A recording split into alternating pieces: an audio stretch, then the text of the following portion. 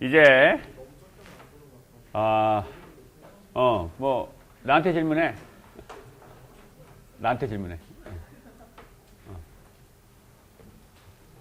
자, 이제 거의 마지막까지 왔어요. 오늘부터 이제 모스펫 얘기를 하는데, 사실은 모스펫 얘기는 이미 이제 여러분들이 거의 다 알고 있어요. 사실은 내가 알고 있나?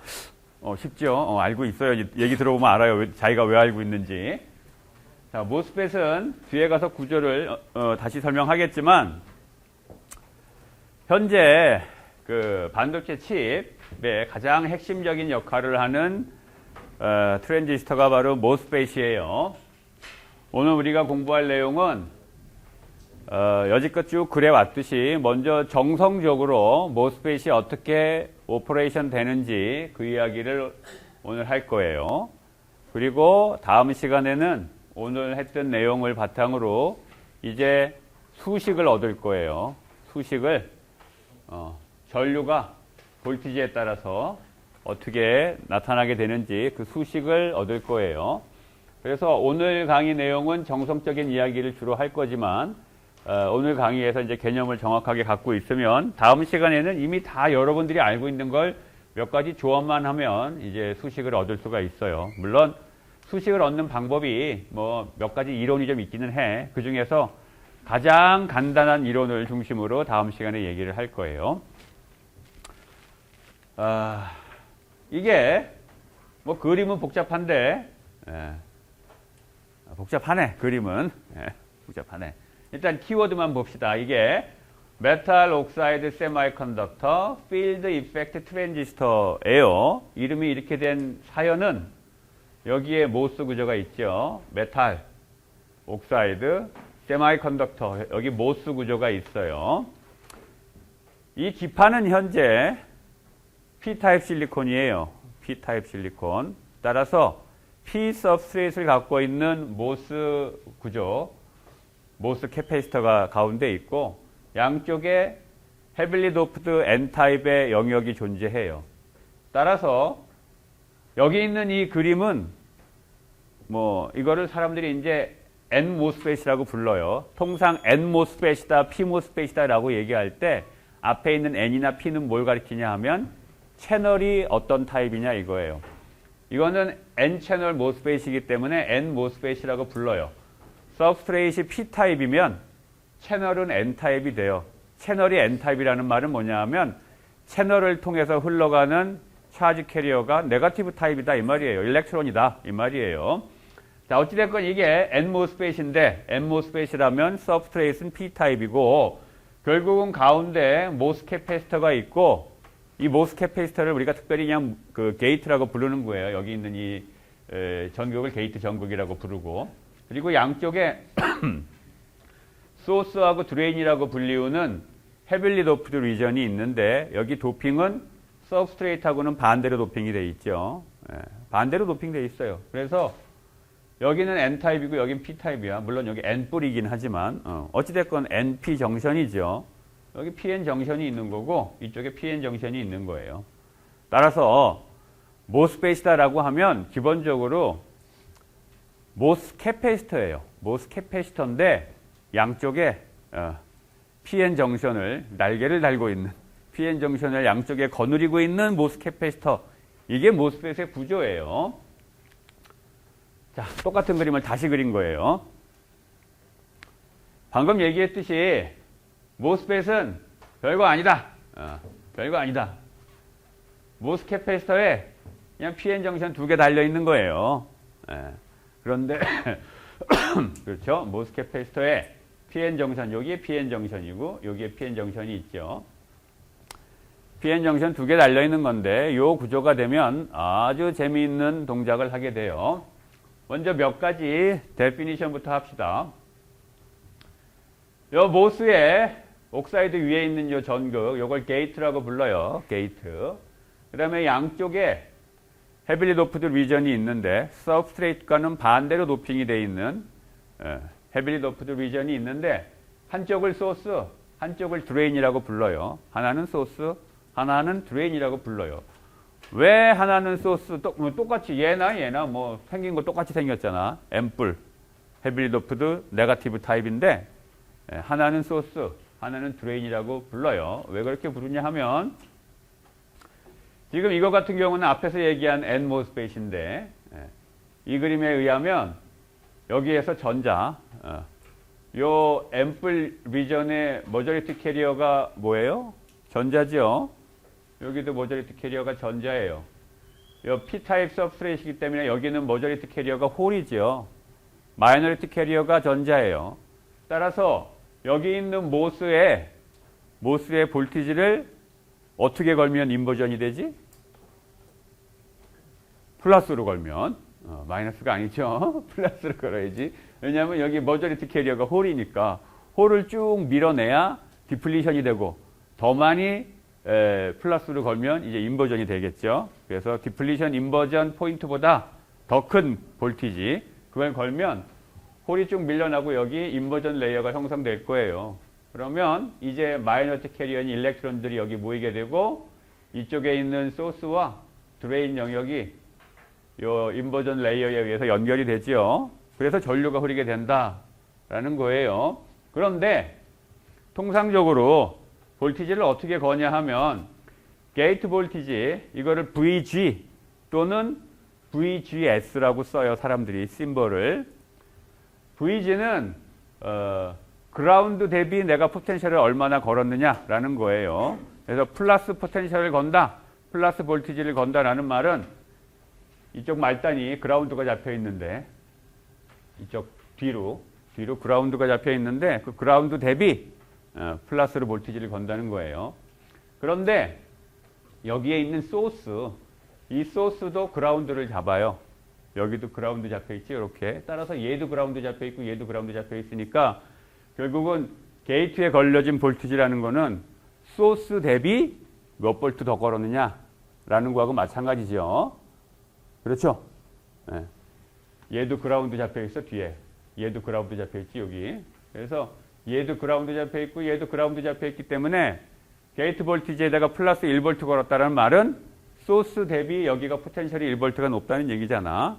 그래서 심벌을 그냥 VG라고 쓰든지 VGS 이렇게 써요.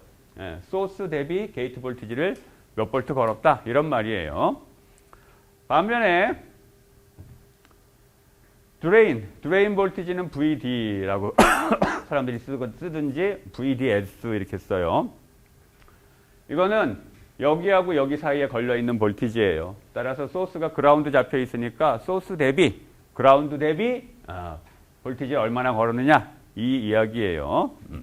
자, 그런데 통상적으로 이 트랜지스터가 켜져 가지고 여기에 전자가 이렇게 지나가는 상황이 되면 전자가 어디에서 어디로 움직여요?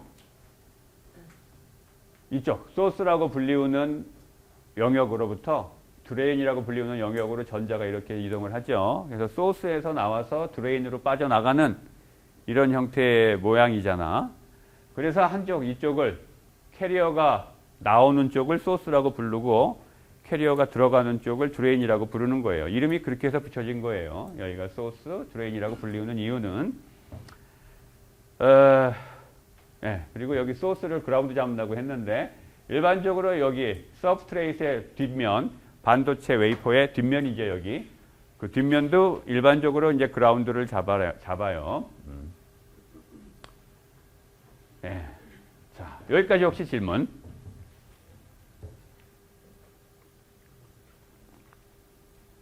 자, 그러면,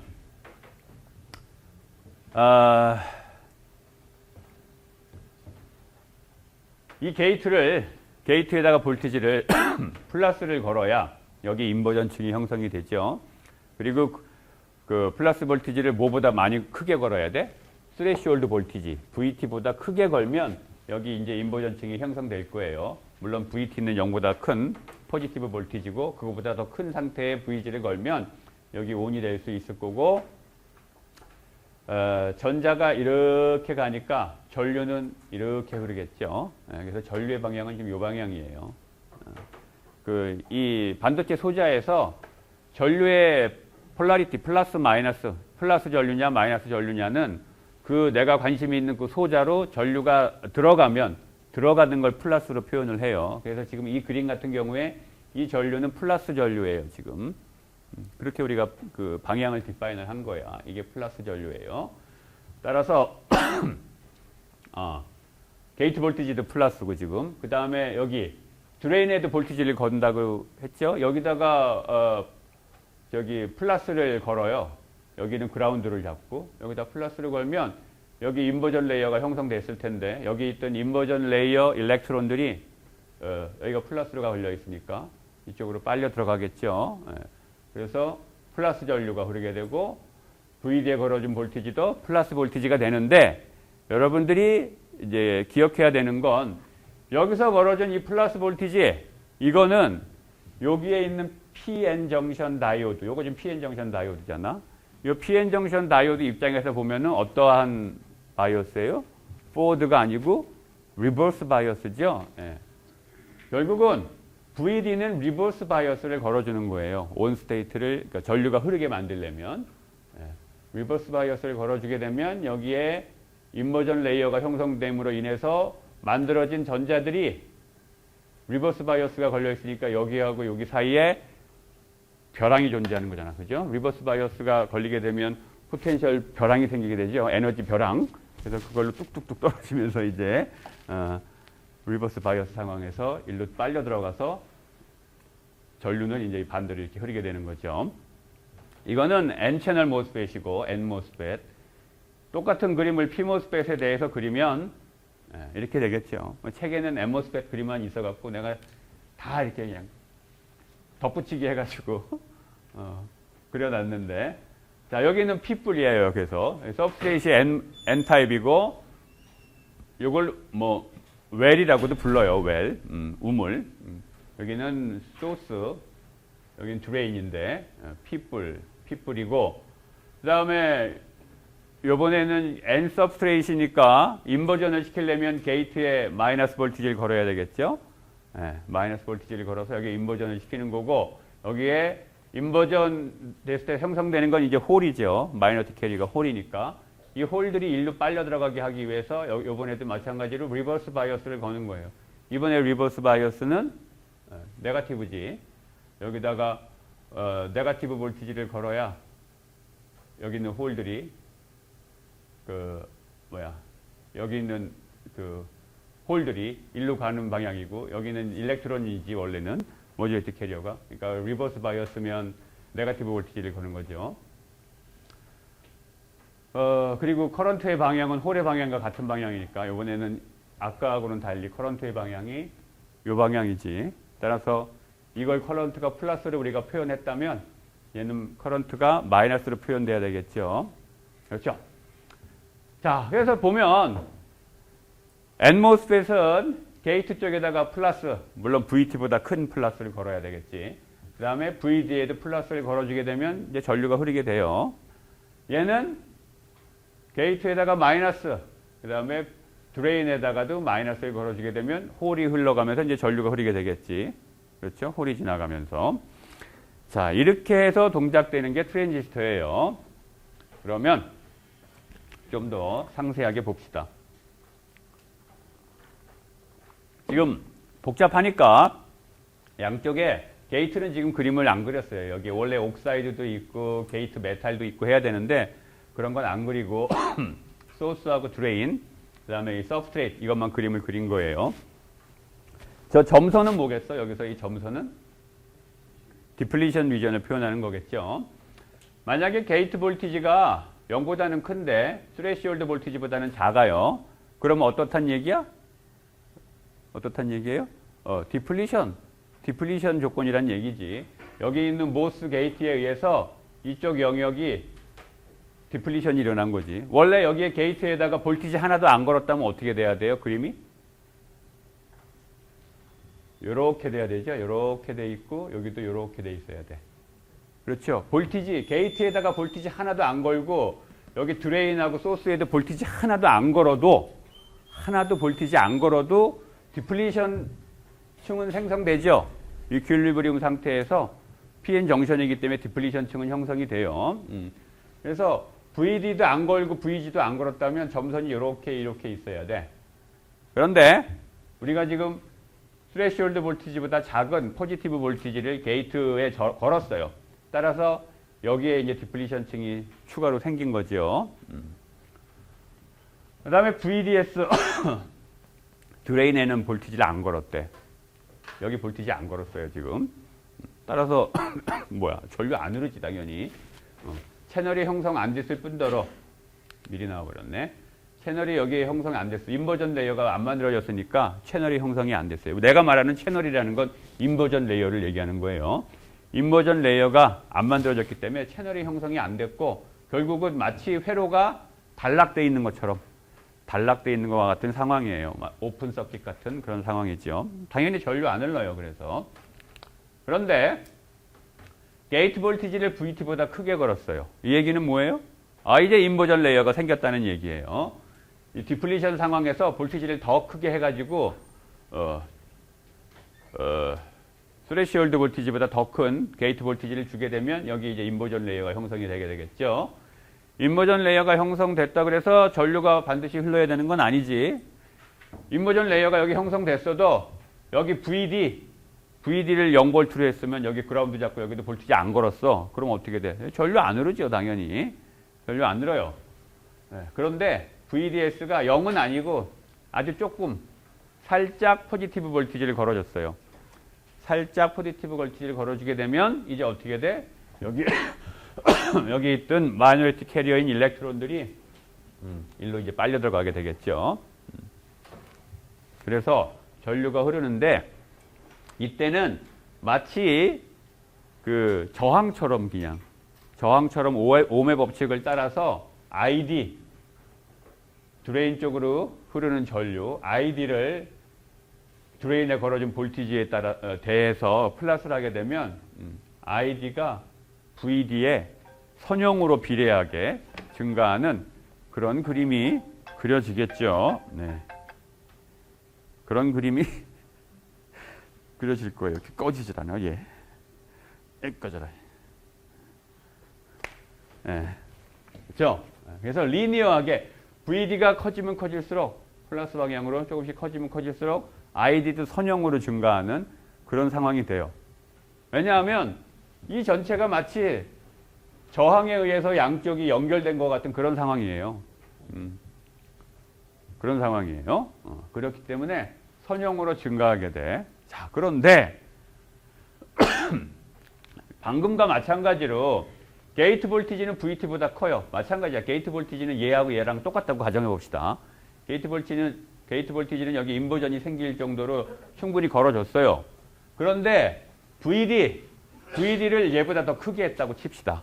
더 크게 하면 어떤 일이 벌어지냐면 여기에 볼티지를 더 건 거죠. 어떤 볼티지? 리버스 바이어스를 건 거예요. PN 정션 측면에서 보면. 근데 리버스 바이어스가 커지면 PN 정션에서 리버스 바이어스가 커지면 커질수록 어떻게 돼요? 디플리션 영역이 두꺼워지게 되죠. 그래서 여기 이렇게 뚱뚱해졌잖아. 지금 이거보다 훨씬 뚱뚱해졌죠. 디플리션 영역이 뚱뚱해졌어. 다른 말로 얘기하면 뭐예요? 이쪽 영역은 이 드레인이 있는 이쪽은 아까에 비해서 인버전을 시키려면 더 힘들다는 얘기예요. 그죠? 아까 예를 들면 여기다가 내가 2V 걸어갖고 이렇게 인버전을 시켰다고 칩시다. 여기도 똑같이 2V를 걸었어. 근데 여기는 아까 뭐 0.05V 걸었어, VD에. 근데 여기는 VD에 예를 들면 플러스 1V 걸었다고 칩시다. 그러면 여기에 요 영역에 걸리는 볼티지가 2V보다 훨씬 적게 걸릴 거 아니야?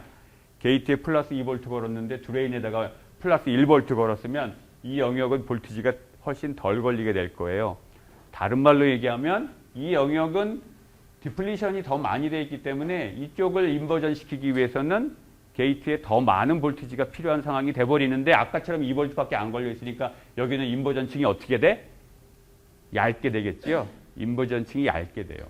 그래서 이 위의 그림과는 달리 드레인 볼티지가 커지게 되면 인버전층의 요 두께, 인버전층의 깊이가 전체적으로 고르지가 않아요.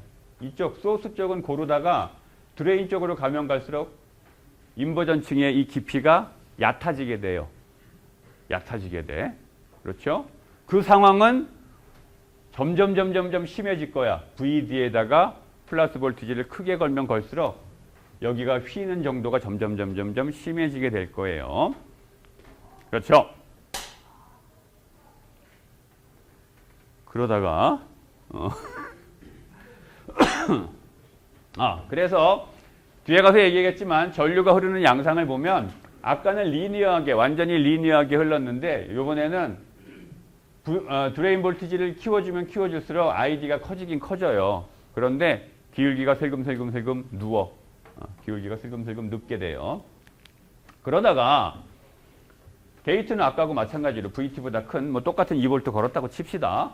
그런데 VDS에 볼티지를 더 높여줬어. 그러면 이게 점점 이쪽 드레인 쪽으로 갈수록 디플리션 레이어의 깊이가 얇아지다가 나중에 가서는 딱 점으로 이렇게 수렴되게 되겠죠. 하나의 점으로 이 끝부분이 하나의 점으로 수렴되게 될 거예요. 이러한 현상을 핀치어프라고 불러요. 그래서 핀치어프가 일어날 정도의 볼티지를 드레인에다 걸어주게 되면 여기 당연히 핀치어프가 이렇게 일어나게 될 거고 이 상황이 되면 드디어 이제 전류가 어떠한 맥시멈 값, 세츄레이션 값에 도달하게 되는 거예요. 어떠한 전류 값으로 세츄레이션 되게 되고 이때의 전류를 VD set, 세츄레이션 이때 걸어준 드레인 볼티지를 VDS set, VD set 또는 VDS set 이렇게 우리가 표현할 거예요. 세츄레이션 볼티지, 세츄레이션 커런트라는 말이에요. 여기에서 더 걸어봅시다. 더. VDS에다 볼티지를 더 걸어. 그러면 이제는 핀치오프 정도에서 끝나는 게 아니고 디플리션 레이어가 이제 왼쪽으로 밀려나 버리게 되죠. 여기는 인버전 레이어가 이 검은 게 인버전 레이어인데 인버전 레이어가 왼쪽으로 밀려나 버리게 되고 여기는 그냥 다시 디플리션 영역이 돼 버렸어. 여기가 디플리션 영역이었는데 이쪽에다 볼티지를 걸면서 이렇게 흐렸었잖아요. 근데 지금 이게 이쪽으로 밀려가 가지고 다시 여긴 디플리션 층이 돼 버린 거예요. 이런 상황이 벌어지게 될 거예요.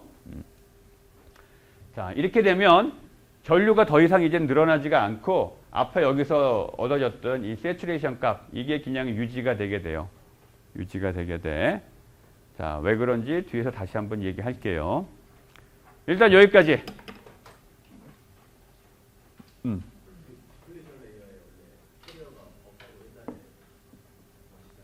네. 네. 저 디플리션 영역에 머저리티 캐리어가 없죠. 엄격하게 얘기하면. 네. 마이너티 캐리어는 있죠. 네. 또, 자, 봅시다. 그래서 방금 얘기한 이게 드레인에 흐르는 전류, 이게 드레인 쪽에 걸어진 볼티지 VDS예요. 이게 IDS고. 자, 보면 게이트는 기본적으로 스레시홀드 볼티지보다 이제 크게 걸었다고 칩시다. 그러면 이제 인버전층은 형성돼 있는 거죠. 인버전층은 형성돼 있는 거예요. 그 상태에서 드레인에다가 볼티지를 안 걸었어. 그러면 뭐 전류 당연히 안 흐르죠. 소스하고 드레인 사이에 포텐셜 차이가 없기 때문에 전류 안 흘러요. 이때는 아주 작은 볼티지를 걸어주게 되면 아까 얘기했던 것처럼 인버전층이 소스부터 드레인까지 전체적으로 인버전층의 깊이가 다 똑같아요. 다 똑같아. 그래서 마치 소스와 드레인이 어떤 저항에 의해서 그냥 연결되어 있는, 도선에 의해서 연결되어 있는 것과 같은 상황이기 때문에 그냥 오음의 법칙을 따라서 V는 IR 그 모양대로 리니어하게 이렇게 증가하는 거예요. 리니어하게.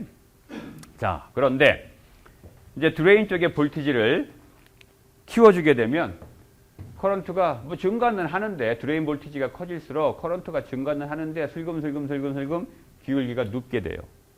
눕게 되는 이유는 왜 그렇다? 요쪽에 인버전 레이어의 깊이가 두께가 인버전 레이어의 두께가 점점 얇아지게 되죠. 점점 얇아지게 돼요. 그러다가 어느 순간 되면 요 점에 도달하게 되는데 거기가 바로 핀치오프가 일어나는 거고 저 핀치오프 상황에서는 요 끝에 쪽, 요 엔드 포인트 어떤 한 점으로 돼버릴 거야. 인버전 레이어가 이제 더 이상 두께를 갖는 게 아니고 어떤 쉬트처럼 돼버리겠지. 아주 얇게. 이 차원상으로 표현하면 점이고 3차원 공간에서 여러분들이 상상을 해보면 이 뒤로도 쭉 소자가 쭉 있는 거니까 입체 구조로 마치 시트처럼 돼버릴 거고 그런 상황이 돼버리겠죠. 이렇게 되면 이때의 볼티지를 뭐라고 한다고 했지? VD set, VD saturation이라고 한다고 그랬죠. 그러면 여기하고 여기 사이에 포텐셜 차이가 여기는 그라운드니까 0이고 여기가 VD set일 텐데 그 포텐셜 드랍이 이 인버전축 여기서부터 여기까지 쭉 일어나는 걸 거예요. 자, 그런데 여기에서 요 점 여기가 핀치오프가 일어나는 상황인데 핀치오프가 일어난다는 건 뭐예요? 애초에 인버전이었는데 다시 인버전 디플리션 트랜지션 포인트 상황으로 다시 돌아갔다는 거잖아. 그렇죠?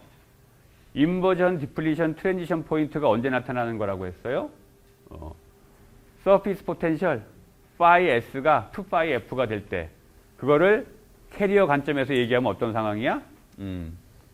마이너리티 캐리어 서피스에 있는 세미컨덕터 하고 옥사이드 계면에 서피스에 있는 마이너리티 캐리어 농도가 머저리티 캐리어의 도펀트 농도하고 같아질 때 이거였었잖아.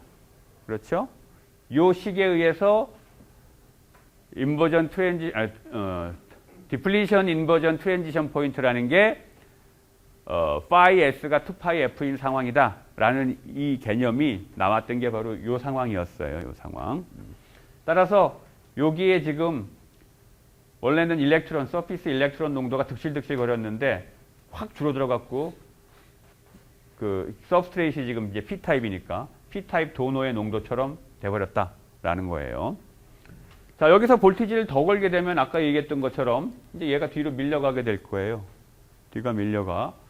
자, 여기까지 볼티지가 리니어하게 흐르다가 커런트가 리니어하게 증가하다가 볼티지에 따라서 그러다가 점점 이 기울기가 점점 이렇게 슬금슬금 눕는 거 이거 이해가 될 거예요. 그다음에 여기까지 도달하는 거 핀치오프까지 이해가 될 거야. 그런데 그 다음에 이게 일정하대. 이게 왜 일정할까? 이때 흐르는 전류는 뭐예요? 이때 흐르는 전류는 지금 어느 정도의 볼티지를 걸었더니 그 인버전 레이어가 여기까지 지금 밀려났어요. 얼마큼의 볼티지를 건 거냐 하면 이 그림과 이 그림을 비교하면 이 그림이 얘에 비해서 얼마큼 볼티지를 더 건 걸까? 이 그림에서 걸려져 있는 볼티지가 얼마예요? 여기에 VDS에? 네, VD set 요 볼티지가 여기에 걸려 있는 거예요. 그렇죠? 근데 이 그림은 이 VD set에다가 추가로 어떤 델타의 볼티지를 더 걸어서 결과적으로 VD라는 볼티지가 여기 걸려 있는 거야. 따라서 여기서부터 여기까지 볼티지 드랍이 VD set이었죠. 그랬던 것처럼 여기서부터 여기까지의 볼티지 드랍이 VD set이에요. 여기까지 요 핀치오프 된 요 지점까지 여기까지의 볼티지 드랍이 VD set이고 여기서부터 여기까지 여기에 걸려져 있는 볼티지 드랍은 얼마냐 하면 VD 빼기 VD set일 거 아니야. 그렇지? 걸어준 볼티지 VD고 여기까지의 볼티지 드랍이 VD set이니까 그 나머지가 여기서 드랍이 되겠죠. 예. VD 빼기 VD set이라는 볼티지가 여기서 떨어지고 있을 거예요. 그렇죠? 그런데 내가 여기다가 드레인 볼티지를 점점점 키워주면 키워줄수록 이게 점점 뒤로 밀리게 되겠죠. 뒤로 밀리게 돼. 어찌됐건 일로 전자가 이렇게 해서 가니까 이제 커런트가 이렇게 흐르는 건데 전자가 이렇게 간다는 얘기는 여기까지는 인버전층이니까 지가 와서 여기서 일로 갈 때는 어떻게 가는 거예요 지금? PN 정션의 리버스 바이어스 조건에 의해서 드리프트에 의해서 빨려 들어가는 거잖아. 그렇죠? PN 정션의 리버스 커런트가 어때요? 볼티지 키우면 커져요? 아니죠. 일정한 값으로 유지돼야 되죠. 언제? 이상적일 때. 그렇죠. 그래서 여기서도 마찬가지로 일정한 전류가 유지가 돼야 돼요. 일정한 전류가 여기에 있던 인버전 레이어 캐리어, 여기선 일렉트론이지. 인버전 레이어 일렉트론들이 여기까지는 여기가 포텐셜을 걸어줬으니까, 볼티지를 걸어줬으니까 이렇게 올 거고, 여기에서 이제 벼랑을 만나는 거지. 벼랑에서 뚝 떨어지는 거죠. 에너지 벼랑력이 존재하는 거예요. 그래서 뚝 떨어지면서 들어가는 거야. 개념적으로 또 달리 이해를 하면 또 이렇게도 이해할 수 있어요. 뭐냐 하면 여기다 VD를 크게 하면 이거보다도 더 큰 볼티지를 걸게 되면 VD를 그러면 점점점 이 델타 L인 게 이게 벌어진 정도예요. 이 델타 L이 점점점 커질 거야. 그렇죠? 근데 델타 L이 왜 커졌어? 여기 걸어진 VD 때문에 커졌어요. 근데 VD가 커지면 델타 L이 커지고 결국은 여기하고 여기 사이에 필드가 어떻게 된다는 거예요? 작아지는 거잖아. 그죠? 필드라는 건 뭐예요? 단위 길이당 걸려져 있는 볼티지지. 그렇죠? 따라서 여기에 볼티지를 키우면 이 거리가 늘어나. 그런데 이 거리가 늘어나면 필드가 줄어들어. 그렇죠? 결국은 뭐예요? 차이가 없다는 얘기죠. 차이가. 여기다 내가 볼티지를 키워주게 되면 이게 점점점 뒤로 밀려요. 따라서 필드가 작아지는 요인으로 작용하는 거 같잖아. 그죠? 볼티지를 여기다 키워주면 이 거리가 점점점 멀어지기 때문에 여기 걸려져 있는 필드, 델타 L에 걸려져 있는 일렉트릭 필드가 작아지는 요인으로 작용하잖아요. 그렇죠? 그런데 실제로 또 작아지지도 않아. 왜냐하면 여기다 볼티지를 계속 키워주고 있기 때문에 그 볼티지는 커지잖아, 지금. 그렇죠? 예. 그러한 이유들 때문에 하여간에 일정하게 유지가 되게 돼요. 그런데 여기서 한 가지 더 얘기하면 델타 L이 L보다 훨씬 작은 이런 경우, 이런 걸 갖다가 이제 롱 채널 트랜지스터라고 불러요. 채널이 충분히 긴 트랜지스터. 무슨 말이냐 하면 VD에다가 볼티지를 플러스로 점점 걸면 이게 점점 뒤로 밀려서 이 델타 L이 커지게 되는데 이 델타 L이 이 전체 길이에 비하면 그래도 작다, 충분히. 그런 경우에는 그냥 이렇게 정말 세츄레이션이 돼요. 그런데 예를 들면 트랜지스터를 자꾸만 사람들이 작게 만들게 돼요. 왜냐하면 직접도를 높이기 위해서 단위 면적당 많은 양의 트랜지스터를 집어넣기 위해서 그래야 돈을 버니까. 그래서 자꾸 작게 만들게 되는데 예를 들면 어떤 사람이 소스 드레인 사이의 거리가 여기까지밖에 안 돼. 뭐 여기까지 할까? 이렇게 작게 만들었다고 칩시다. 여기에 소스가 이렇게 있어. 그러면 델타 L이나 이 전체 이 채널 길이나 사실은 무시할 수 없는 상황이 돼버릴 수 있어요. 이런 걸 쇼 채널 트랜지스터라고 불러요. 이런 쇼 채널 트랜지스터가 되면 아까 얘기한 인버전 레이어에 걸려져 있는 포텐셜 드랍, 이게 VD 셋인데 이 값이 VD 셋이 점점점 이 길이가 작아지게 되는 거잖아요. 작은 길이에 이 VD 셋이 걸리게 되는 거죠. 작은 길이에 VD 셋이 걸리게 되기 때문에 커런트가 슬금슬금 세츄레이션 볼티지 이후에도 슬금 늘어나게 돼요. 이건 쇼 채널일 때 나타나는 현상이고 우리나라가 일단 쇼 채널은 그냥 무시하자고. 지금 뭐 쇼 채널까지 얘기하기엔 너무 복잡하니까 일반적인 롱 채널 트랜지스터는 세츄레이션 된 다음에 그냥 일정하게 유지된다라는 거예요.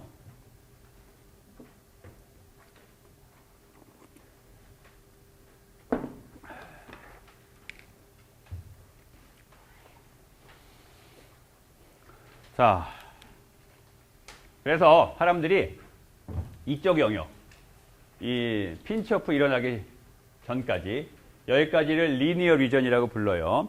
이 리니어 리전은 꼭 여기만 얘기하는 건 아니에요. 여기는 진짜 리니어고 여기는 가짜 리니어인데 여기까지를 리니어 리전 왼쪽을 그리고 핀치오프 이후를 갖다가 세츄레이션 리전이라고 불러요. 자, 지금까지는 이제 전체적인 동작과 기본적인 용어를 설명한 거고 여기까지 혹시 질문?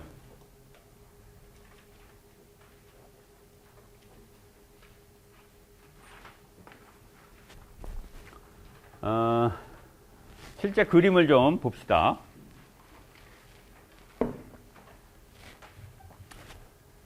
이게 IDS에 대해서 VDS, 드레인 볼티지에 따라서 흐르는 드레인 커런트, 그거를 그림을 그린 거고, 여기 이렇게 완전히 세츄레이션 되어 있는 걸로 봐서 뭐 롱 채널이겠죠. 롱 채널이고 이 데이터 보니까 ID가 플러스 커런트야 지금, 그지? 그러니까 이건 뭔 말이에요? N 채널 모스펫이라는 얘기지. N 채널 모스펫이라는 얘기고, 여기에 보면 요 데이터, 요런 데이터가 지금 여러 개가 있죠. 각각의 데이터가 위로 갈수록 apply 게이트 볼티지, 걸어진 게이트 볼티지가 점점점 커지는 상황이에요. 제일 먼저 이 상황, 여기 적어놓은 것처럼 게이트 볼티지가 스레시홀드 볼티지보다 같거나 작은 경우야.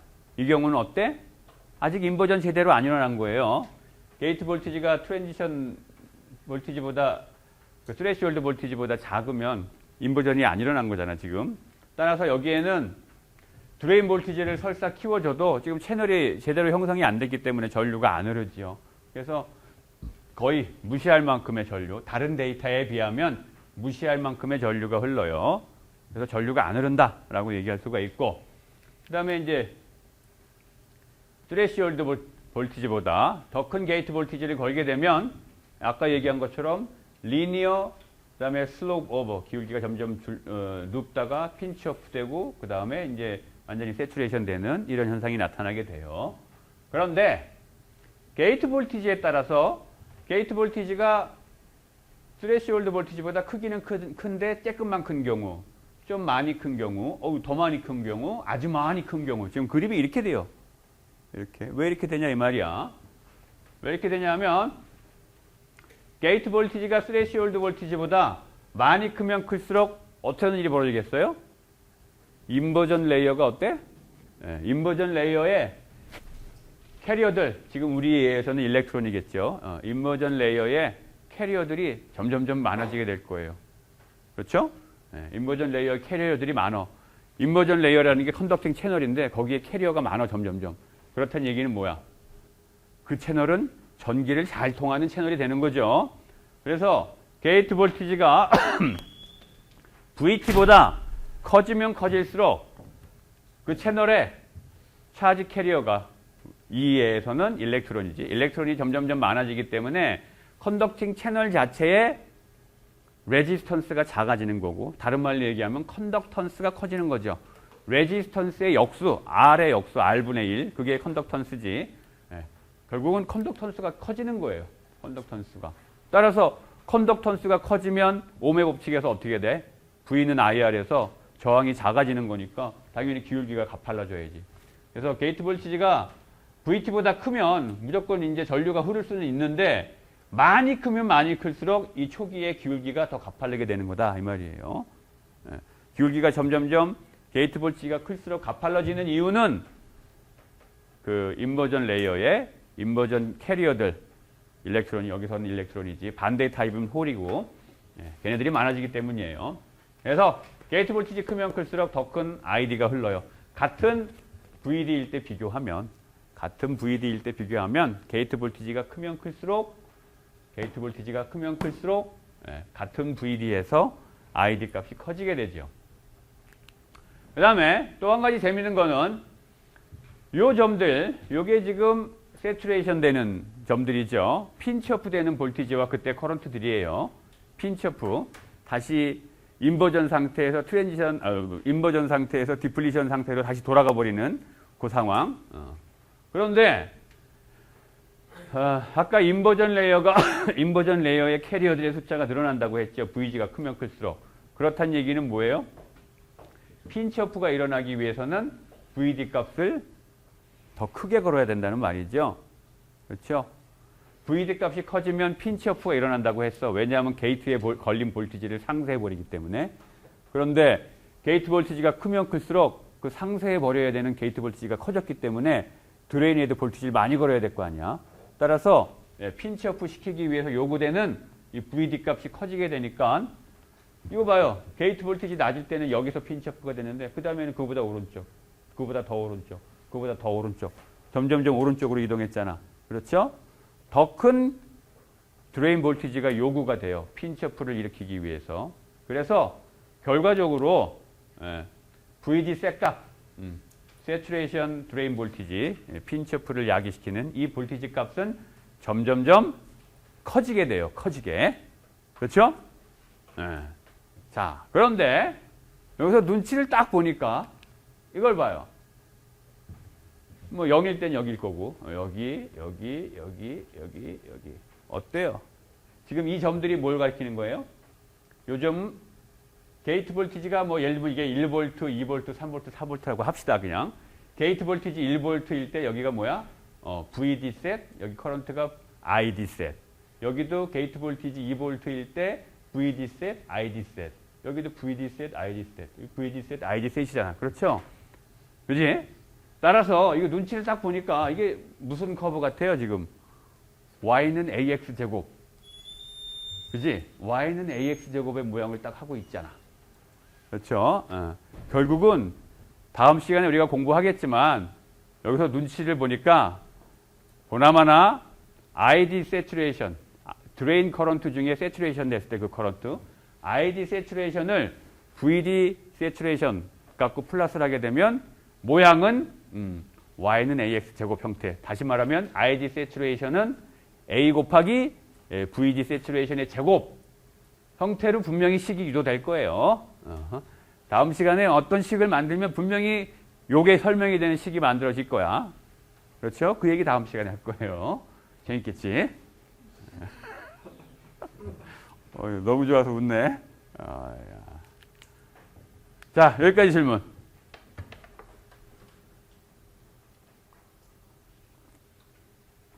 감기 걸렸나 보다.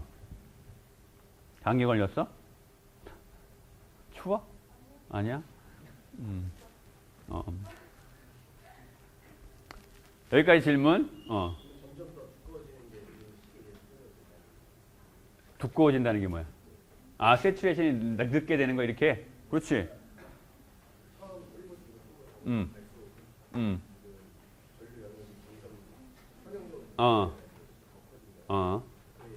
설명이 될 거예요. 결국은 우리가 다음 시간에 이제 트랜지스터를 1시간 더 공부할 건데 그때 할 일은 딱 하나예요. 우리의 지상 목표는 식을 유도하는 건데 그게 어떤 식이냐 하면 좌변은 id야. id는 어쩌고 저쩌고 id의 값이 얼마가 나올지 설명하는 식인데 그 안에 뭐가 있어야 돼? VD에 따라서 id가 어떻게 되는지. 단 VG, 게이트 볼티지가 정해져 있을 때. 그렇죠? 그래서 우리가 다음 시간에 유도할 식은 독립 변수로 VG하고 VD, 드레인 볼티지하고 게이트 볼티지가 오른쪽에 들어가 있을 거예요. 우변에. 그래서 게이트 볼티지가 고정되어 있을 때 드레인 볼티지에 따라서 커런트가 어떻게 되는지, 드레인 커런트. 또는 드레인 볼티지가 고정되어 있을 때 게이트 볼티지에 따라서 커런트, 드레인 커런트 ID 값이 어떻게 되는지 그걸 설명하는 식. 그러니까 다시 말하면 식이 이렇게 될 거예요. 여기 ID는 어쩌고 저쩌고인데 이 안에 뭐가 들어있어야 되냐면 두 개가 들어있다 이 말이에요. VD, VD하고 VG하고 VD 값이 얼마, VG 값이 얼마면 흐르는 전류 얼마인지 이거를 알아낼 수 있는 식을 다음 시간에 공부할 거예요. 이게 뭐 어떤 모델을 어떤 이론을 쓰냐에 따라서 이 식이 복잡한 정도는 사용한 이론에 따라 조금씩 복잡한 정도가 달라지고 그 실제 데이터와의 정확성도 좀 차이가 있긴 한데 기본적으로 우리가 얻을 건 얘하고 얘가 얼마의 볼티지를 걸어주게 되면 흐르는 전류 얼마인지 이거를 알아낼 수 있는 식을 얻게 돼요. 다음 시간에. 그 식에 의해서 이거 다 설명이 돼요. 자, 그러면 제일 중요한 게 여러 가지가 있는데 그 중에 기본적으로 전류를 흐르게 하려면 VT를 알아야 되겠죠. VT. 스레시홀드 볼티지가 도대체 얼마인지 알아야 그거보다 크게 걸 거 아니야. 전류가 많이 흐르고 적게 흐르고는 두 번째 문제고 일단은 흘러야 될 거 아니야. 그렇죠? 인버전을 시켜야 되겠죠. 인버전을 시키기 위해서 필요한 볼티지가 얼마냐. 이거 우리 이미 다 공부했어요. 요식. 그지? 이거 모스에서 공부했죠. 이게 어떻게 해서 얻어진 거였어? 모스 구조에 걸어놓은 우리가 포텐셜 드랍이 모스에서 밑에 서브스트레이트는 그라운드고 게이트 위쪽에 우리가 볼티지를 걸었잖아. 그러면 여기에 이제 볼티지 드랍이 걸어준 VG만큼 볼티지 드랍이 있는데 그 볼티지 드랍은 두 개의 텀으로 구성된다라는 거죠. 두 개의 텀으로 구성돼요. 하나는 세마이컨덕터에서 일어나는 볼티지 드랍, 하나는 옥사이드에서 일어나는 볼티지 드랍. 그렇죠? 그래서 세마이컨덕터에서 일어나는 볼티지 드랍은 서피스 포텐셜과 같고 요 텀이 바로 뭐였어요? 옥사이드에서 일어나는 볼티지 드랍. 이 두 개의 합이 모스 전체에서 일어나는 볼티지 드랍이다. 라는 식이었잖아. 기억나죠? 여러분들 식 이퀘이션 16.26 여기 가보면 이 식도 나오고 유도 과정도 나오고 우리가 아마 지지난 시간쯤에 했을 거예요. 자, 이 식에서 이제 우리가 정하면 되겠죠. 스레시홀드 볼티지는 언제야? 요때예요, 요때. 파이 S 값이 2 파이 F가 될 때. 그렇죠? 파이 S 값이 2 파이 F가 될 때니까 여기다가 그냥 2 파이 F 집어넣으면 돼요. 그런데 이게 뭐냐면 세마이컨덕터에 걸린 일렉트릭 필드지요. 세마이컨덕터 그 표면에 세마이컨덕터하고 옥사이드 그 계면 거기에 걸린 이 필드인데 이 값이 어떻게 주어졌어요?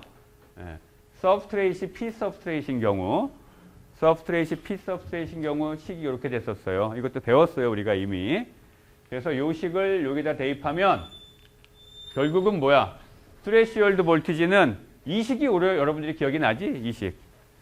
그래서 여기가 원래 파이 S, 여기도 파이 S였는데 파이 S 자리에다 2 파이 F 집어넣고 여기도 2 파이 F 집어넣는데 여기 2가 있으니까 원래 2가 있으니까 2 곱하기 2 해갖고 4가 된 거예요. 4 파이 F가 된 거야. 그래서 이 식 기억나죠? 이 식은 오히려 내가 이 식은 여러 번 보여줬으니까.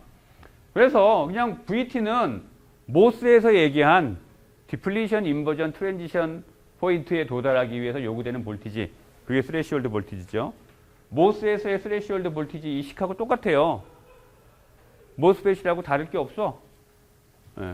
똑같아. 모스 캐파시터에서 배웠던 이 식하고 똑같아요. 완전히 똑같아. 이거는 지금 기판이 P 서브스트레이트인 경우고 기판이 N 서브스트레이트. 이게 어느 경우야? 그럼 트랜지스터로 얘기하면 기판이 P 서브스트레이트니까 이게 N 모스펫인 경우죠. 여기 해놨네. N 모스펫. 요 얘기 마저 더 합시다. 요 식을 보면 VT는 항상 어떤 값이에요? 양의 값이야? 음의 값이야? 항상 양의 값이에요. 항상. N 서브스트레이트인 경우에, N 모스펫인 경우에는. 왜? 파이 F 값. 이게 뭐였어? 파이 F 값이 인트린식 페르미 레벨과 그 반도체의 페르미 레벨의 그 차이였었죠. 차이값. 그래서 P타입 기판인 경우에 파이 F 값이 양의 값이었었고 N타입인 경우에는 파이 F 값이 음의 값이었었어요. 음의 값. 그런데 이거는 기판이 지금 P타입이니까 파이 F는 양의 값이야. 그래서 첫 번째 텀은 항상 양의 값이에요. 그 다음에 이거는 다 양수고 그 다음에 두 번째 텀. 여기도 앞에 거 다 양수고 파이 F가 양의 값이니까 첫 번째 텀도 양수, 두 번째 텀도 양수니까 VT는 항상 양수예요. 항상 양수. 그렇죠. 반면에 N 서브스트레이트인 경우에는 그 세마이컨덕터 서피스에 걸리는 일렉트릭 필드가 이렇게 돼요. 이거하고 식이 비슷한데 요 NA 대신에 뭐가 들어간 거야? 마이너스 ND가 들어간 거예요. 마이너스 ND가. 자, 그래서 그리고 요 앞에 마이너스가 들어간 거야. 왜 마이너스가 들어가야 돼? 일렉트릭 필드 방향이 바뀌잖아. 그지? 얘네들은 일렉트릭 필드 방향이 플러스 방향. 여러분들 보기에 이게 플러스 방향이죠. 결국 여기에 플러스 차지, 여기에 마이너스 차지가 있다는 얘기지. 근데 그 N 서브스트레이트인 경우에는 필드의 방향이 반대로 바뀌게 돼. 차지가 서로 반대쪽에 존재하기 때문에 서로 다른 차지가 반대로 존재하기 때문에. 그래서 앞에 마이너스가 있고 요 안에 NA 대신에 마이너스 ND 집어넣는 요 식이 돼버려요. 이거 유도하는 것도 한번 해봐요, 여러분들이. 내가 수업 시간에는 이거 유도하는 것만 했어요. 근데 하나도 어렵지 않으니까 여러분들이 요 식 유도하는 거 한번 다시 돌아가서 요 페이지 돌아가서 다시 한번 해보세요. 어찌됐건 요 식을 여기다 집어넣으면 식은 이렇게 되겠지. 그렇죠? 식은 이렇게 될 거고 요번에는 두 텀 다 뭐예요? 두 텀 다 항상 양수? 음수예요, 음수. 왜 음수냐 하면 기판이 N타입이잖아. 파이 F 값이 이번에는 음수예요, 음수. 그 다음에 여기 마이너스 있죠. 얘네들은 다 양수고 이 루트 안에는 뭐 보나마나 양수겠지. 왜 양수지? 앞에 마이너스 있고 요게 음수거든. 그렇죠? 따라서 퍼스트 텀도 양수고 두 번째 텀도 미안해요. 퍼스트 텀도 음수고 두 번째 텀도 음수예요. 따라서 VT는 피모 스페이스의 VT는 항상 음의 값이에요. 항상 음의 값. 아이디얼한 모수가 채용되어 있는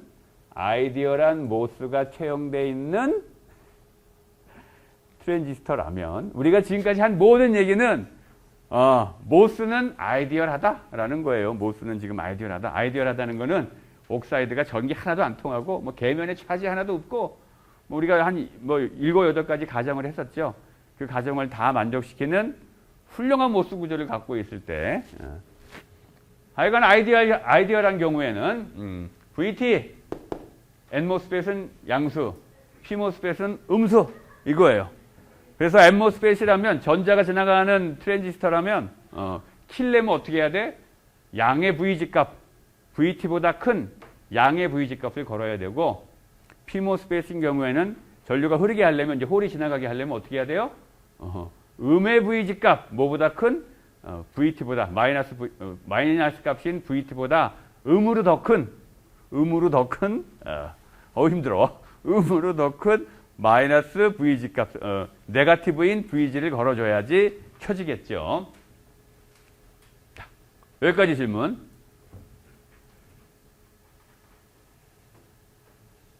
광서가 질문.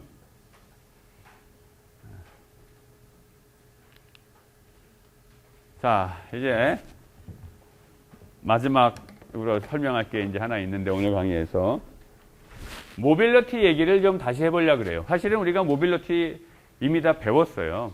다 배웠는데 다시 좀 얘기해야 될 필요가 있어요. 어이구, 내가 좀 나쁜 짓을 한 것 같네.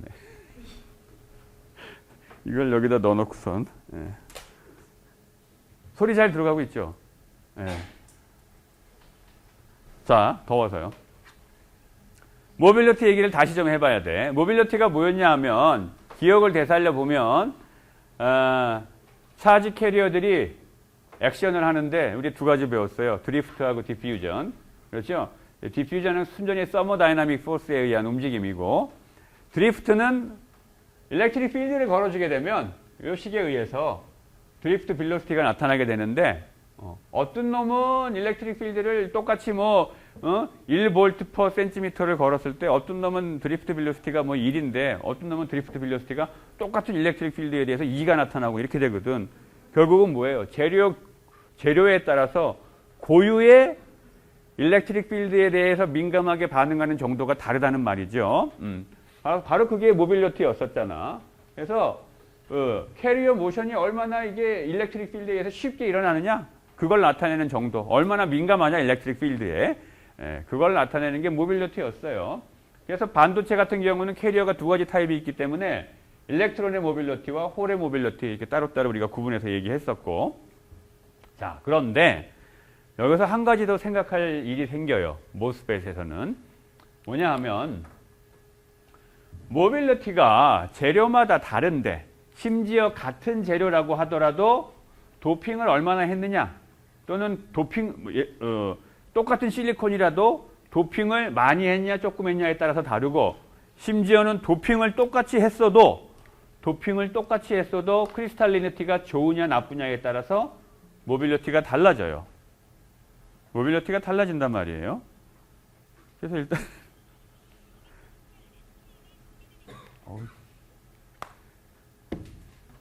모빌리티가 달라져요. 왜 그랬냐 하면 바로 이 두 가지 때문이었었죠. 레티스 스캐터링하고 아이오나이즈드 임퓨리티 스캐터링 이 두 가지 스캐터링 때문이었어요. 차지 캐리어들이 이제 일렉트릭 필드가 걸려서 내가 저쪽으로 막 끌려가야 되는데 여기에 여러분들이 앉아 있는 것처럼 실리콘 레티스드 애톰들이 쫙 질소정연하게 앉아 있어요.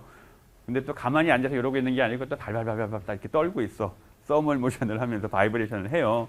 그럼 내가 가다가 막 부닥친다고 했었잖아. 그렇죠? 이게 레티스 스캐터링이었었고 여러분들은 지금 뉴트럴이지. 그런데 반도체 안에는 도핑을 했는데 보론이든 포스포러스든 걔네들이 이온화된 상태로 존재하죠. 차지 캐리어는 일렉트론이든 홀이든 간에 차지를 띠고 있는데 여기에 박혀있는 이온들도 차지를 띠고 있잖아. 그래서 그 서로 이온들 간의 어트랙션이나 리펄션 같은 또 스캐터링이 존재한다고 했었죠. 이 두 가지 스캐터링 때문에 이런 것들이 얼마나 심하냐에 따라서 모빌리티가 커질 수도 있고 작아질 수도 있고 한다고 했었어요. 자, 그런데 트랜지스터에서는 추가적으로 스캐터링이 하나 더 있어요. 왜냐하면 트랜지스터에서 소스에서 드레인으로 지나가는 그 캐리어들은 왜 생겼냐 하면 애초에는 마이너리티 캐리어예요. P 서브였다면 머저리티 캐리어는 홀이고 일렉트론은 마이너리티 캐리어였는데 우리가 의도적으로 모스 게이트에다가 플러스 볼티지를 잔뜩 걸어서 VT보다 크게 잔뜩 걸어서 인버전을 시킴으로 인해서 네거티브 일렉트론들의 세상이 돼버린 거잖아. 그지? 옥사이드 바로 밑에가 마이너리티 어떤 소수자들의 천국이 돼버린 거예요. 그렇죠? 걔들이 왜 거기로 모였어요? 차지를 띠고 있는데 여기에 플러스 볼티지가 잔뜩 걸렸기 때문에 야 여기 플러스 볼티지 걸렸다면서 여기로 쫙 다 모인 거잖아 지금 이 계면으로. 그렇죠? 그럼 어떻게 해야 돼요? 여기 쫙 가다 여기서 딱 서요 지들이? 아니죠. 일로 쭉 가기만 하는 게 아니고 여기가 소스고 여기가 드레인이면 여기서 또 불러요. 그러니까 이렇게 쭉 가야 되는데 그림이 있지 참. 여기서 일로 불러. 쭉 가야 되는데 이쪽에서 또 플러스 볼티지가 걸려 있잖아. 그러니까 여기 꽝 하면서 이렇게 일로 가게 돼요. 그렇죠? 결국은 여기 있는 옥사이드와 실리콘 사이의 이 계면 영역에서 차지 캐리어들이 일렉트론이든 홀이든 이쪽으로 이제 가야 되는데 갈 때 계속 서피스에 부닥치게 돼요. 이거를 서피스 스캐터링이라고 하고 이 서피스 스캐터링은 어떨수록 더 심해지겠어요? 게이트에 걸어준 볼티지가 스레시홀드 볼티지보다 크면 클수록 더 심해져요. 크면 클수록. 그래서 이 서피스 스캐터링을 무시할 수가 없게 돼요. 이 서피스 스캐터링 때문에 모빌리티가 낮아지게 돼. 일반적인 모스펫이 아닌 트랜지스터가 아닌 상태의 모빌리티보다도 트랜지스터에서는 모빌리티가 낮아지게 돼요. 그래서 사람들이 그 이펙티브 모빌리티라는 걸 이제 얘기해야 될 거 아니야. 그 이펙티브 모빌리티를 위에다 바를 표시해서 이렇게 표시할 거예요. 앞으로 우리가. 요거는 일렉트론의 이펙티브 모빌리티고 요거는 홀의 이펙티브 모빌리티예요. 이 이펙티브 모빌리티를 다른 말로 필드 이펙트 트랜지스터에서 나타나는 모빌리티이기 때문에 그냥 필드 이펙트 모빌리티라고도 불러요. 네. 필드 이펙트 모빌리티 또는 이펙티브 모빌리티 이렇게 불러요. 자, 다음 시간에 아까 얘기한 것처럼 전류 IDS 값, 드레인에 흐르는 전류 이게 VG와 VD 드레인 볼티지와 게이트 볼티지에 의해서 ID 값이 어떻게 바뀌는지 그 식을 정량적인 식을 유도한다고 했었어요. 근데 그 논의를 하기 위해서는 이제 몇 가지 정의를 할 필요가 있어서 지금 다음 시간을 위한 이제 정비 작업을 좀 합시다. 아까 얘기한 것처럼 트랜지스터는 그냥 모스야. 다만 딸린 식구가 두 개 있는 PN 정션, 여기도 PN 정션, 딸린 식구가 정션 두 개가 딸려 있는 그냥 모스 게이트에 불과해요. 그런데 우리가 지난번에 모스 할 때 옥사이드와 실리콘 계면 여기를 X가 제로인 지점이라고 하고 요 밑으로 가는 거를 X축이라고 표현했었죠. 모스 공부할 때. 지금도 그거를 우리가 X라고 표현할게요. 그래서 이 계면, 옥사이드와 실리콘 계면이 X 이퀄 제로인 지점이에요. 그 다음에 요 방향을 Y라고 할 거예요. 요 방향은 뭐냐 하면 소스에서 드레인으로 가는 방향. 소스의 이쪽 끝부터 여기가 이제 시작되는 지점이에요. 여기가 Y 이퀄 제로인 지점이에요. 그리고 여기가 Y 이퀄 L인 지점이야. L은 L부터 얘기해야 되나? L이 채널 랭스예요. 여기서부터 여기까지. L이 채널 랭스고 그다음에 요 G 요게 지금 채널 위스예요. 채널 위스고 요 폭. 그다음에 여기서 게이트 볼티지를 걸어주면 이제 인버전 층이 형성된다고 했는데 그 인버전 층의 두께 인버전 층의 두께가 X로 표현돼야 되겠지. 근데 그게 XC라고 표현할 거예요. 여기 C는 채널을 얘기하는 거예요. 왜냐하면 얘네들은 완전히 X, Y, Z에 대해서 고정되어 있는 상수지만 얘는 고정되어 있는 상수는 아니죠. 그죠? 채널의 두께 이거는 상수가 아니에요. 왜 아니야? 아까도 얘기했지.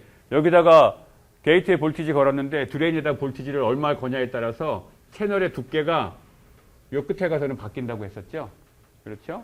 그래서 이 채널의 두께는 y의 함수예요. 이 방향을 y라고 표현하면 이 y 값이 l하고 비슷해지는 이 영역으로 가게 되면 xc 값이 얇아지게 될 거야. 그렇죠? xc 값이 얇아지게 될 거예요. 따라서 xc는 y의 함수예요. 그 다음에 n은 여전히 전자의 농도인데 전자의 농도는 원래는 x, y, z의 함수여야 되는데 z는 다 똑같다. z 방향으로는 그렇게 생각할 거예요. 이것도 마찬가지네. z 방향으로는 다 똑같다고 생각할 거야. 얘 무슨 말이냐면 디플리션, 인버전 레이어가 여기에 이렇게 쭉 형성될 거 아니야. 그런데 인버전 레이어의 두께는 이쪽 방향으로는 다 똑같다 이거예요. 이쪽으로 가다가 얇아진 수는 있지만 이 옆으로는 다 똑같다 라고 가정하는 거예요. 이 전자의 농도도 마찬가지예요. 이쪽 방향으로 또는 이 밑으로 전자의 농도가 바뀌어요. 이 방향으로 전자의 농도가 바뀌어. 당연히 바뀌죠. 여기다 일렉트릭 필드의 검으로 인해서 인버전층이 형성되는 거기 때문에 이 X값이 커지면 커질수록 전자의 농도는 어떻게 돼? 작아질 거예요. 그지? 이 계면으로 갈수록 전자가 제일 많을 거고. 그 다음에 이쪽 방향으로 보면 어때? 오른쪽으로 가면 전자의 농도가 거의 일정하다가 이 끝에 가면 어떻게 돼? 전자의 농도가 줄어들게 되겠죠. 예. 그렇기 때문에 전자의 농도는 X와 Y의 함수야. 이 Z에 대해서는 이쪽으로는 그냥 일정하다라고 가정하자 이거예요. 편의상. 너무 복잡하니까. 자, 그러면 모빌리티도 마찬가지지. 모빌리티도 이 방향과 이 방향으로는 다를 수 있어. X와 Y 방향은. 왜 달라져요? 당연히 달라지지. 아까 이 모빌리티 뭐가 영향을 준다고 했어요? 서피스 스캐터링이 영향을 준다고 했죠? 서피스 스캐터링은 요 위로 가면 갈수록, 이 계면 쪽으로 가면 갈수록 심해질 거예요. 따라서 모빌리티는 X 방향에 따라서 이 X 값이 요 아래쪽으로 가면 갈수록 모빌리티가 어떻게 돼? 서피스 스캐터링이 작아질 테니까 커지겠지. 그 다음에 이쪽으로 가면 어때요? 요 끝에 가서 일렉트릭 필드가, 이 게이트가 인가하는 일렉트릭 필드가 여기가 작아질 거 아니야. 따라서 오히려 모빌리티가 이쪽 끝에 가면 좀 더 커지겠지. 이쪽에 비하면 여기가 모빌리티가 클 거예요, 아마도. 따라서 이 모빌리티 역시 X와 Y의 함수예요. Z 방향으로는 이 방향으로는 그냥 일정하다라고 가정합시다. 자, 그러면 결국 여기에 형성되는 인버전 레이어에 있는, 지금 P 서브니까 인버전 레이어에는 일렉트론이 있을 거고, 일렉트론의 필드 이펙트 모빌리티라는 건 결국 뭘 말하는 거냐 하면 서피스 스캐터링 때문에 얘네들의 모빌리티가 우리가 애초에 공부했던 값하고는 달라지게 되는데, 그 모빌리티가 이 위로 올라갈수록 모빌리티가 작아지게 되겠죠. 그리고 이쪽으로 갈수록 모빌리티가 작아지게 될 텐데, 그런 것들이 반영돼서 전체 평균을 내면 될 거 아니야. 그렇죠? 전자들의 모빌리티를 전체 평균을 내면 그게 이펙티브 모빌리티가 될 거예요. 그래서 그냥 평균을 낸 거예요. 평균. 분모가 뭐예요?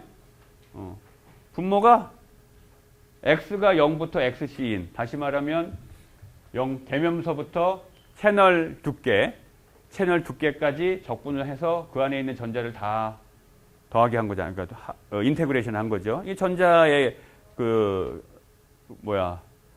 이거 계산하고 나면 뭐가 나와? 요게 단위가 뭐예요? 단위 부피당 전자의 개수니까 이거 지금 하고 나면 뭐가 나오는 거예요? 단위 면적당 전자의 개수가 나오겠죠. 그지? 단위 면적당 전자의 개수고. 이거는 뭐예요? 전자의 농도에다가 일렉트론 모빌리티 곱해갖고 적분한 거니까 가중평균 한 거잖아. 그죠? 모빌리티 큰 놈은 몇 개나 있고, 작은 놈은 몇 개나 있고, 더 작은 놈은 몇 개나 있고, 이거 쭉 곱하기 해서 그냥 가중평균 한 거예요, 지금 이 식이. 그렇죠? 전형적인 가중평균 하는 식이에요, 그냥. 에버리징 하는 식이야. 자, 그런데 이 식에서 보면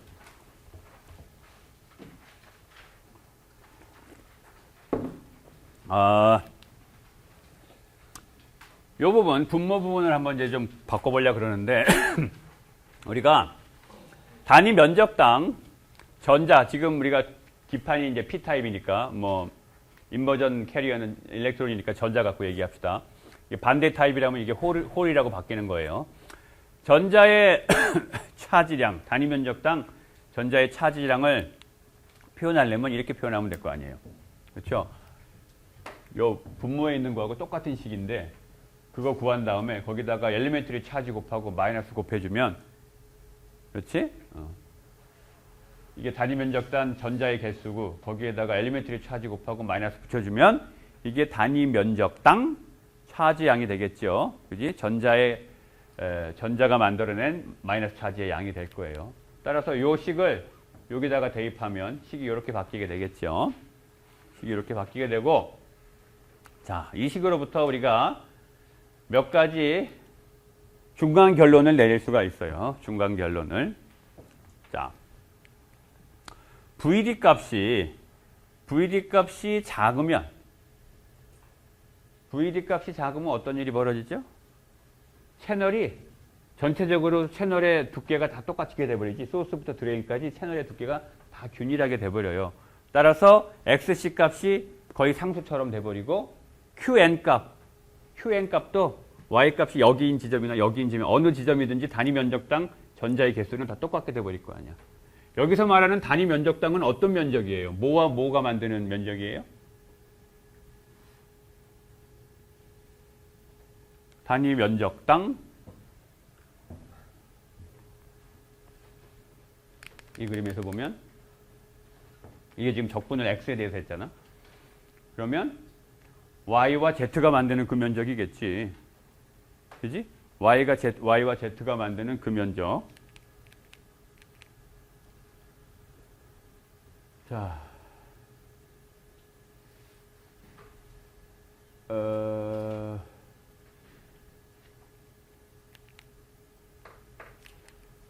그래서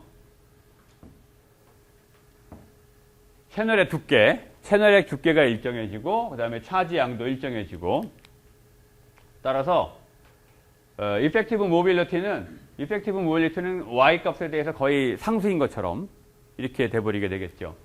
지금 내가 그 얘기를 안 했네.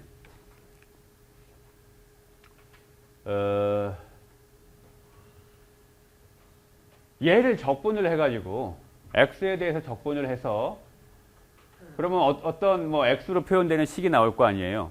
거기에다가 얘 집어넣고 해갖고 계산해서 나온 어떤 식이 있겠지. 그러면 그 자리에 지금 Y의 함수인 XC가 들어가는 거죠. 그렇죠. Y의 함수인 XC가 이거 적분한 다음에 적분한 식에다가 여기서부터 여기까지 적분했으니까 이거 대입하고 빼기 0 대입하고 이렇게 할 거 아니에요. 그러다 보면 Y의 함수인 XC가 그 식에 들어가게 될 거고 밑에도 마찬가지고 결국 이거 다 계산하고 나면 이 모빌리티는 결국 뭐의 함수가 돼요? Y의 함수가 되겠지. Y의 함수. Y의 함수가 될 거예요. 따라서 여기서 말하는 내가 아까 말을 잘못했구나.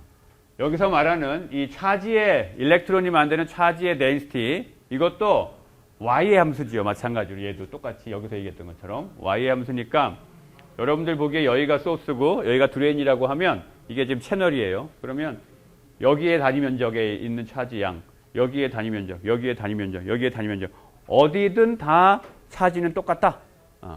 차지 어디든 다 똑같고 그 다음에 여기든 이 두께 다 똑같다. 이렇게 돼버리지. VD가 작으면 채널의 두께 다 똑같고 여기에 차지도 단위 면적당 차지도 다 똑같아요. 다른 말로 얘기하면 이것도 상수 취급을 할 수 있다는 얘기야. 그렇죠? 이펙티브 모빌리티도 뭐 거의 상수 취급할 수 있어요. 그런데 만약에 VD 값이 크면 어떻게 돼요? VD 값이 크면 차지 양이 달라요, 지금. 일렉트론이 여기는 뭐 거의 100개 있다면 이쪽으로 가면 어떻게 돼? 90개, 80개, 70개. 여기는 줄어들게 된단 말이야, 이쪽은. 그죠? 이 드레인 쪽은 줄어들게 돼요. 그죠? 차지 덴시티. 이가 변하게 돼. 드레인 쪽으로 가서 특히 심하게. 그 다음에 디플리션, 인버전 레이어의 두께. 이것도 이쪽은 거의 일정하지만 이 드레인 쪽으로 가면 여기 또 얇아지게 되죠. 이거 일정하지 않아요. 변해. 변해요. 그리고 그 변하는 정도는 소스에서 드레인 쪽으로 갈 때 이펙티브 모빌리티도 그래서 변하게 되고 이 변하는 정도는 분명히 그 게이트 볼티지의 영향을 받을 거예요. 그 얘기는 다음 슬라이드에서 하도록 하고 여기 VD가 작을 때 이 모빌리티 거의 상수처럼 Y 방향에 대해서 상수처럼 우리가 취급할 수 있었죠. 그것처럼 롱 채널 트랜지스터인 경우에는 아까 롱 채널 트랜지스터가 뭐라 그랬어? 여기에 드레인 쪽 요 말단에 가서 영향을 받는데 이 영향을 받는 여기 뭐 델타 L이라는 게 나타난다고 했었죠. 인버전 레이어가 이쪽으로 밀려가 가지고 델타 L이 나타나는데 이 델타 L이 전체 L에 비해서 충분히 길이가 짧은 이 경우가 롱 채널이라고 했었지. 예. 그런 경우에는 전체를 보면 다 일정하다가 요 끝에 가서만 조금 영향받는 거잖아. 그러니까 그냥 얼추 그냥 일정하다 이렇게 볼 수 있겠죠. 그래서 롱 채널인 경우에는 모빌리티는 이 경우에는 이제 일렉트론 모빌리티인데 뭐 이펙티브 모빌리티는 y 값에 그냥 크게 영향받지 않는다라고 우리가 얘기할 수 있어. 하지만 숏 채널인 경우 좋다 이거. 숏 채널인 경우에는 여기 델타 L이 있는데 델타 L에 비해서 전체 길이가 3배밖에 안 되네 지금. 그지? 이게 롱 채널이면 이거 뭐 한 12~13배는 돼 보이고. 그지? 많이 다르죠? 많이 달라요. 좋네. 자, 마지막 슬라이드인가, 이제? 그래서, 인버전 바이어스가 커지면, 커질수록 VG가 VT보다 더 많이 커지면 커질수록 서피스 스캐터링은 점점점 심해질 거고, 서피스 스캐터링이 심해질수록, 이펙티브 모빌리티는 줄어들게 되겠죠. 인버전 바이어스가 커지면. 따라서, 분명히 인버전 바이어스하고 이 이펙티브 모빌리티하고는 상관관계가 있을 거예요. 어떤 관계? 얘가 커지면 얘가 줄어드는 관계. 실제로 실험을 해보면 이런 식으로 플롯이 돼요. 이 네모난 게 실험점들이에요. X축이 뭐냐 하면 VG-VT. 뭐야 이게? 트랜지션 트레시홀드 볼티지보다 VG를 얼마나 더 크게 걸어줬느냐 이거죠. 이거에 대해서 모빌리티를 그린 거예요. 여기 밑에 있는 벌크 모빌리티라는 건 그냥 일반적인 모빌리티. 사실은 내가 전에 우리 모빌리티 공부할 때 이 벌크 모빌리티를 통상적으로 홀이라는 측정 방법, 사람 이름 홀이에요. 이거는 HOLE 홀이 아니고 HALL이라는 사람이 있는데 그 홀이라는 사람이 제안한 측정 방법이 있어요. 전기장과 자기장을 써서 하는 그 방법으로 측정된 모빌리티예요, 이게. 그거 대비 트랜지스터에서 나타나는 이펙티브 모빌리티. 이 비율을 보면 필드가 안 걸려 있으면 그 값이 같아야 되겠지. 예를 들면 게이트 볼티지가 하나도 안 걸렸어. 그러면 뭐 1은 이쯤에 있겠네. 여기 어딘가에 있어야 되겠죠. 근데 필드가 걸리니까 훅 떨어졌잖아, 지금. 그렇지? 그리고 필드가 커지면 커질수록 더 심하게 떨어지죠. 그렇지? 이거를 사람들이 어떻게 때려 맞출까 하다가 뭐 또 이런 식을, 이건 실험식이에요. 이 식 갖고 해보니까 뭐 대충 피팅이 잘 된다. 그래서 피팅을 한 건데 이 식을 보면 스레시홀드 볼티지보다 게이트에 볼티지를 많이 걸수록 이펙티브 모빌리티는 작아지죠. 작아지는데 요 식의 모양으로 작아지게 돼요. 그래서 여기서 뮤 제로가 뭐냐 하면 이 뮤 제로가 언제 나타나게 돼요? 게이트 볼티지가 VT일 때. VT만큼 걸어주게 되면 이 텀이 없어지고 이펙티브 모빌리티나 뮤 제로나 같아지잖아. 따라서 이 뮤 제로는 게이트 볼티지가 VT일 때 측정되는 그 이펙티브 모빌리티를 얘기하는 거예요. 그거고 세타는 실험 데이터를 이식 갖고 이제 피팅하면서, 얘도 마찬가지인데 피팅하면서 나타나는 피팅 파라미터로 이 두 개가 들어가 있어요. 이식 가지고 보면 어찌됐건 실험식이긴 하지만 우리가 예상하는 것처럼 게이트 볼티지를 걸면 걸수록 서피스 스캐터링이 심해지기 때문에 이펙티브 모빌리티는 줄어든다라는 거야. 이 데이터 보면 실리콘에 이게 지금 전자의 모빌리티이기 때문에 전자의 모빌리티 무려 1340이에요. 상온, 아마 이게 상온 데이터일 텐데 이 모빌리티는 온도, 그 다음에 도핑 농도, 크리스탈리니티 이런 데 다 영향을 받죠. 1300이 되는 모빌리티가 지금 예를 들면 이거 같은 경우는 거의 이건 반토막도 더 났네. 여기 이 정도 되면 거의 반토막이네, 여기. 이 몇 볼트냐. VT보다 5볼트 정도 더 거니까, VT보다 5볼트 정도 더 거니까 지금 모빌리티가 반토막이 나버렸어요. 그지? 이렇게 돼요. 실제로 이펙티브 모빌리티는 벌크의 모빌리티하고는 달라요, 그래서. 근데 트랜지스터에서는 다음 시간에 우리가 공부하겠지만 모빌리티가 큰 게 좋아요. 모빌리티가 큰 게, 모빌리티가 커야 고속 동작이 가능하기 때문에. 자, 시험은 전에 얘기한 대로 요 날 우리가 보도록 하고, 오늘은 여기까지 합시다.